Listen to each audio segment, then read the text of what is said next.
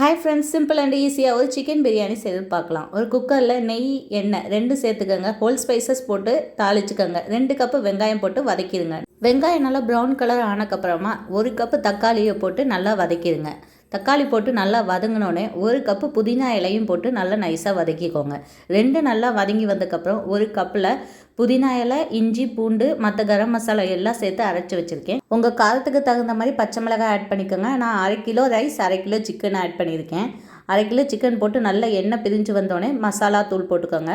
மிளகாய் தூள் 2 ஸ்பூன், கரம் மசாலா தூள் போட்டிருக்கேன். இப்போ வாஷ் பண்ணி ஊற வச்ச அரிசியை அதோட சேர்த்துக்கோங்க.